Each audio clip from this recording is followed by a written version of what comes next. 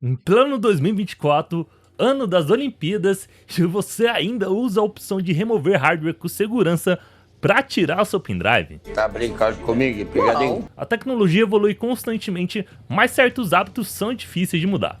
E nesse vídeo aqui nós vamos relembrar algumas práticas aqui que faziam bastante sentido no passado, só que hoje, com a evolução do sistema, ficaram até que bem obsoletas. E você ainda pode estar fazendo até hoje em dia sem nem precisar. E fica aqui meu desafio, hein? Comenta aí embaixo qual desses hábitos aí você ainda faz até hoje em dia, combinado? Eu aposto que vai surgir bastante coisa engraçada aí nos comentários desse vídeo. Só para começar, vamos para um exemplo bem rápido aqui.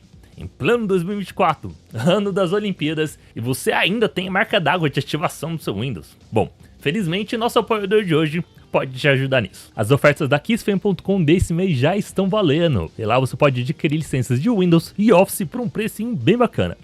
Para isso, adicione a licença que você quer ao seu carrinho e utilize o cupom WIN50 para ter 50% de desconto nelas. Após a compra, você receberá a licença no seu e-mail e basta ir lá nas configurações do sistema, inserir a licença e pronto, o Windows vai estar ativado. Então não perca tempo e garanta já a sua licença na Kissfm.com nos links que eu vou deixar aqui na descrição.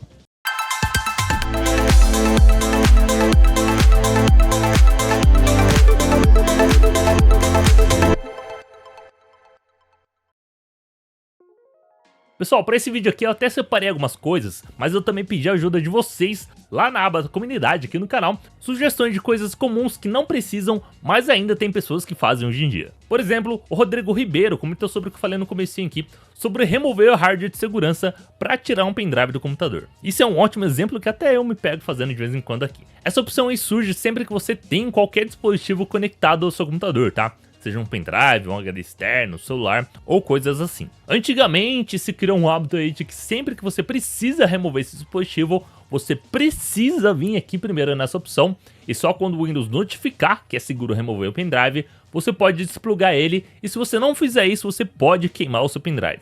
E isso realmente é verdade, tá? Se você estiver utilizando um computador muito antigo e com um sistema totalmente ultrapassado. Eu aposto que se você está na casa dos 30 mais ou menos, você já deve ter queimado algum pendrive dessa forma, ou corrompido alguns arquivos, mas isso acontecia porque a forma que o Windows lidava com esse tipo de periférico antigamente é bem diferente de hoje em dia, tá? No passado, pendrives, apesar de serem muito práticos, eles não eram lá tão rápidos quanto o de hoje, tá? Sendo que a maioria deles utilizava o USB 1.0, que tinha uma taxa de transferência de 1,5 até 12 megas por segundo, enquanto os mais modernos da época, que eram os 2.0, atingiam apenas 480 megas por segundo, o que é um ganho considerável, mas nada perto dos quase 5 GB dos 3.0 ou 40 GB que os 4.0 atuais conseguem atingir. Isso, claro, é a velocidade máxima, tá? Porque na prática a gente sabe que mal chega metade disso. E para tentar mitigar um pouquinho esse problema, sempre que você conecta um pendrive no Windows, ele meio que mantinha ele ligado constantemente ali para ajudar um pouquinho você.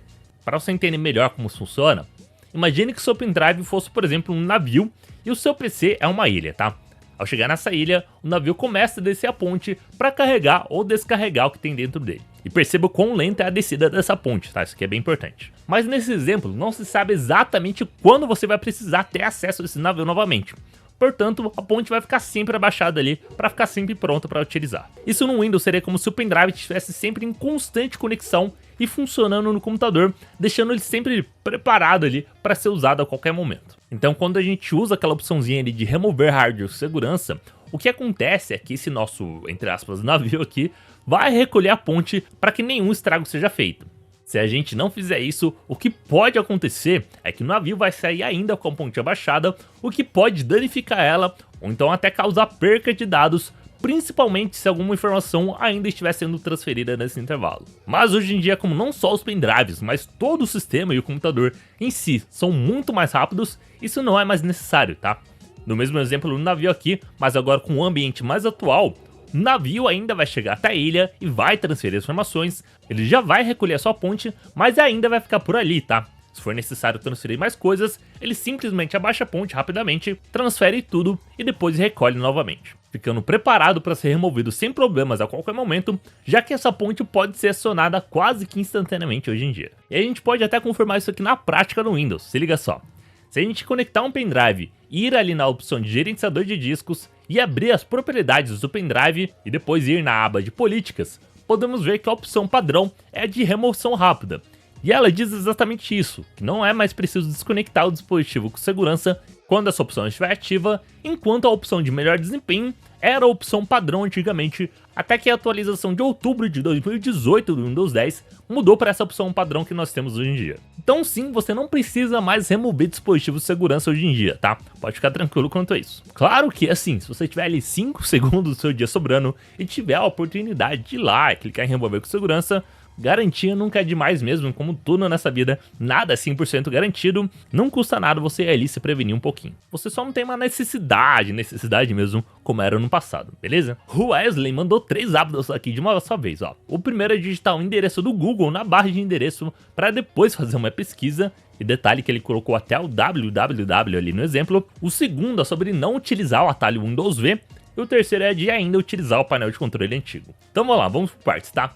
Primeiro, sobre utilizar o painel de controle. Isso aqui é algo que eu não vejo tanto problema assim, tá? E nem é tanto culpa do usuário e talvez, de certo modo, nem certo hábito assim, em alguns casos.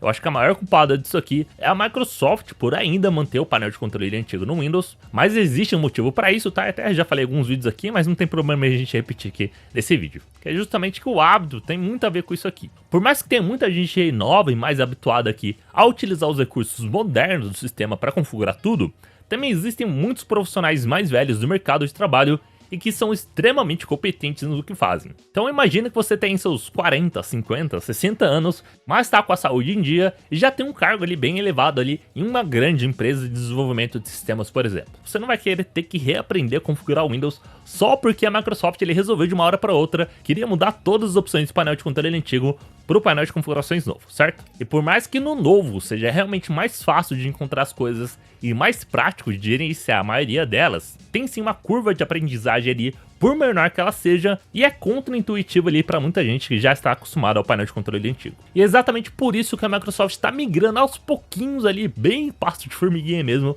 algumas configurações do painel de controle antigo para o painel de controle moderno, tá? Isso vem acontecendo a cada atualização, em breve vai sair a 24H2, ou já saiu aqui, não sei exatamente que ordem está saindo esse vídeo, e nela já teve algumas configurações pequenas ali que foram migradas do painel de controle antigo para o painel de configurações moderno. E assim, ela já experimentou fazer alterações drásticas do Windows no passado e ela foi bastante criticada por isso.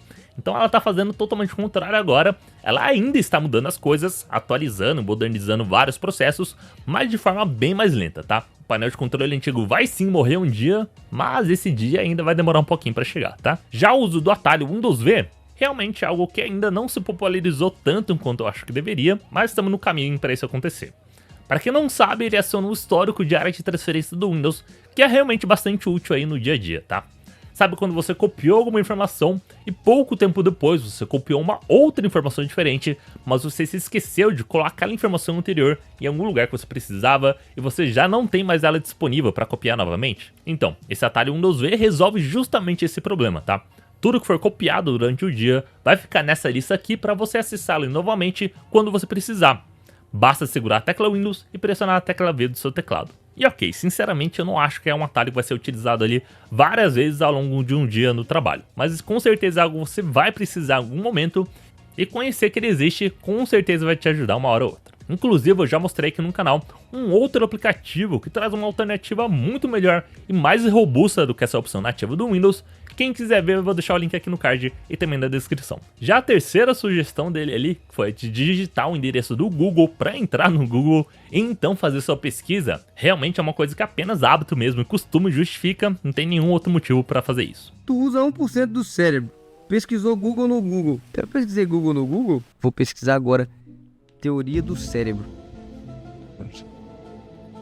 Teoria do cérebro. Isso é algo que tá tão internalizado ali no processo mental de algumas pessoas que é difícil de mudar, tá? Mas se por acaso você não sabe disso por algum motivo, você não precisa fazer mais isso. Basta digitar o que você quer pesquisar diretamente na barra de endereço do seu navegador e automaticamente ele já vai abrir a busca no Google ou no meu caso aqui no Bing, já que eu prefiro utilizar ele. Exatamente da mesma forma que aconteceria antes, só que você vai estar pulando algumas etapas do processo aí para atingir o mesmo objetivo bem mais rápido. E eu diria mais, tá? Eu diria que você nem precisa fazer isso na barra de endereço. Você pode fazer isso aqui na caixa de pesquisa que tem na barra de tarefas do Windows, tá? Ou até mesmo dentro do menu iniciar se você achar mais prático. Basta digitar o que você quer pesquisar e dar Enter E se for uma pesquisa que não terá resultados internos no seu computador, como o nome de um arquivo ou de um programa que você tem instalado, o Windows vai abrir o seu navegador e vai mostrar o resultado na busca online daquele assunto de forma ainda mais rápida. E eu sei. Dessa forma aqui, por padrão, ele sempre vai abrir a pesquisa através do Microsoft Edge e sempre no Bing, tá? Que, como eu disse, são as minhas preferências mesmo, não tem nenhum problema quanto a isso pra mim. Mas caso você não goste deles, eu já fiz um vídeo ensinando exatamente isso, tá? Como você pode trocar a pesquisa padrão do sistema para abrir em outro buscador, como Google, Yahoo, DuckDuckGo ou qualquer outro, e também no navegador de sua preferência, tá? O link desse vídeo eu vou deixar aqui no card e na descrição também, para quem quiser conferir. E o Rafael Camaro comentou assim, ó: em pleno 2024, ano das Olimpíadas, e você ainda não deixou o seu like no vídeo e nem é inscrito no canal Chester. Aí não tenho muito como te defender, cara. Mas felizmente isso aqui é bem fácil de resolver. É só você deixar seu like aqui embaixo e se inscrever no canal também, tá? Fazendo isso você ajuda esse canal a crescer ainda mais. E você também recebe todos os nossos vídeos aqui que eu sempre trago pra vocês, que eu garanto que vai ter muita dica aqui bem bacana, que você vai aprender bastante com eles. E ó, isso aqui é uma coisa que precisa se transformar em hábito pra vocês, hein? Então sempre deixe seu like aí pra gente. Esse aqui é polêmico, se liga. O Smith33 disse que em 2024 as pessoas ainda utilizam antivírus. E olha, eu não sei se isso aqui é algo tão desnecessário assim. De fato, aquela velha máxima ali de que o melhor antivírus é o usuário realmente é verdade, tá? Mas isso não significa que você não possa ter um auxílio pra você, tá? Assim como, por exemplo, para sair de casa no frio, é importante que você se agasalhe para não pegar um resfriado, mas se você puder tomar umas vitaminas ali, um antigripal antes disso, melhor ainda, não concorda? E de fato, eu acho que você não precisa mais se preocupar tanto assim em testar vários antivírus ali para ver exatamente qual o mais eficiente e tudo mais, principalmente porque o próprio Windows já conta com um antivírus nativo ali que é bastante eficiente naquilo que se propõe. E claro que com uma rápida pesquisa aí, você encontra diversos relatos aí de casos onde ele não barrou uma ameaça virtual ali, deixou passar algum vírus ali no computador da pessoa, mas nenhum antivírus é invulnerável, tá? Todos eles possuem falhas e pode deixar alguma coisa escapar uma hora ou outra, tá? Assim como nós mesmos. Mas se você tomar os cuidados básicos aí da internet, não abrir nenhum link suspeito, não baixar arquivos de fontes não confiáveis e essas coisas do tipo assim, suas chances de falhar diminuem consideravelmente. E quando você falhar, e por mais cuidadoso que você seja, você vai falhar um dia, afinal você é um humano, né? E humanos falham. Aí sim o antivírus vai ter que assumir o seu lugar ali para te proteger, tá?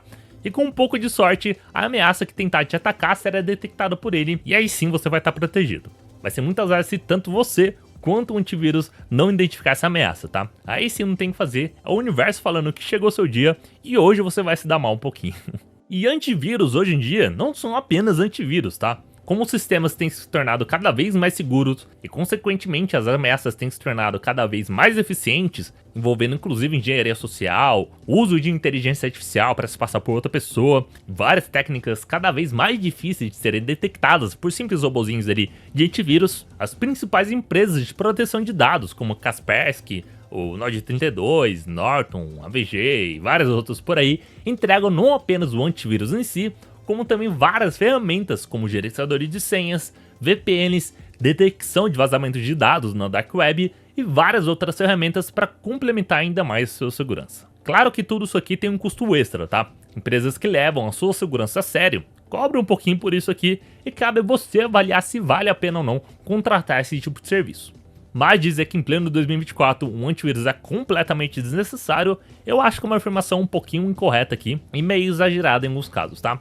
Apesar de que sim, ela não é tão mais necessária quanto antigamente, desde que você tome alguns cuidados aí na internet. E claro, desde que você não desative as proteções nativas do Windows também, como muita gente recomenda por aí erroneamente.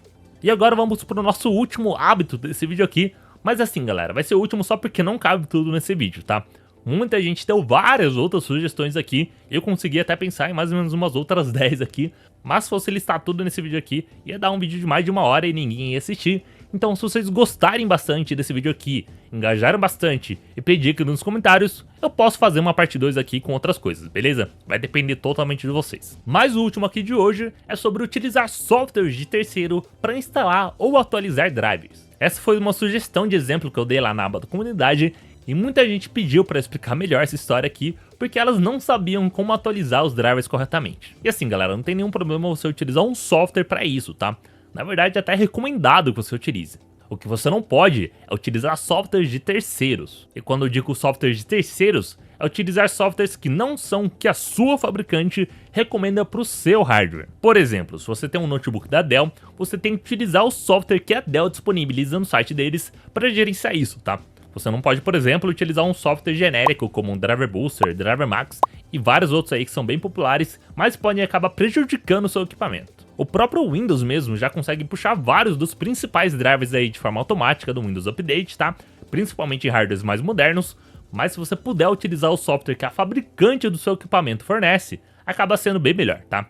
Porque é justamente quem fabricou esse computador que vai ter um melhor conhecimento daquele hardware e também vai te dar acesso mais rápido aos drivers mais recentes. Quando você atualiza o driver por um software genérico, é como se você levasse o seu veículo, por exemplo, ali o seu carro, para uma oficina qualquer ali do seu bairro ali da esquina, ao invés de levar em uma oficina autorizada daquela concessionária do seu veículo, que vai ter os melhores equipamentos e peças para consertar o seu carro. A oficina do seu bairro vai resolver o problema? Muitas vezes sim, mas você não tem a garantia de que ele usou as peças corretas, peças originais, que calibrou tudo corretamente como manda as normas de fabricação daquele veículo.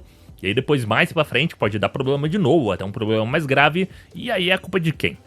No caso dos drivers é a mesma coisa, tá? Os drivers genéricos podem até fazer seu equipamento funcionar, mas nada garante que eles vão funcionar com melhor desempenho e da forma mais segura. Só quem pode garantir isso é quem fabricou aquelas peças. Então sempre busque os drivers no site da fabricante. Se você mesmo montou um desktop ao invés de comprar um PC já pronto, aí você vai ter que buscar os softwares de cada uma das peças mais essenciais aí do seu hardware, tá? Eu, por exemplo, tenho instalado aqui os softwares da ASUS, que é quem fabricou a minha placa-mãe, tenho um software da Intel, já que meu processador e a minha placa de rede Bluetooth usam os chipsets Intel, e tem um software da Nvidia aqui, porque minha placa de vídeo é dela. E não tem problema nenhum ter eles ali, tá? Porque cada um vai ser responsável pelos seus próprios equipamentos. Agora, se você comprou um notebook, normalmente a coisa é mais fácil, tá? Qualquer computador moderno hoje em dia vai ter um software que a fabricante libera para você centralizar tudo isso em um único lugar, com os drivers corretos, que ela mesma já disponibiliza por lá, e se por um acaso qualquer ali, ela não disponibiliza um software único para isso, ela com certeza absoluta vai disponibilizar uma página do site deles que lista todos os drivers do seu equipamento. E aí é só você baixar todos eles e instalar normalmente. Claro que se for um notebook muito antigo, um hardware muito antigo aqui, que a própria fabricante mesmo já nem dá suporte mais, aí não tem muito para onde correr, tá? Mas esse tipo de equipamento já deve estar tão ultrapassado hoje em dia que eu nem recomendo muito que você utilize. Mas se for necessário, aí não tem muito para onde correr mesmo, mas evite ao máximo, principalmente se a fabricante disponibiliza assim os drivers corretos para o seu computador. E você nem precisa manter os drivers atualizados à risca o tempo todo, tá? Desde que você tenha o driver correto instalado no seu computador e nenhum driver genérico, você pode manter ele assim por muito tempo, sem a necessidade de ficar atualizando a cada nova versão. Claro que se você puder fazer isso, é melhor. Mas não tem nenhuma necessidade mesmo de você ficar fissurado ali em ter sempre a última versão disponível de todos os drivers ali, de todas as peças do seu computador. Isso só se torna uma prioridade quando esse driver novo corrigir uma falha muito grave ali, como aconteceu recentemente, por exemplo, nos drivers da 12ª e 13ª geração da Intel, que tiveram uma falha muito grande e já possuem drivers para corrigir eles. Aí sim, quanto antes você puder atualizar para essa nova versão, melhor. Mas tirando isso, você não precisa se preocupar muito com isso aqui, beleza? Mas e aí, qual desses hábitos aqui você possui e faz até hoje? Comenta embaixo pra gente ver, e comenta também se tem um outro hábito aqui, algum outro costume que eu não tenha falado nesse vídeo aqui, mas que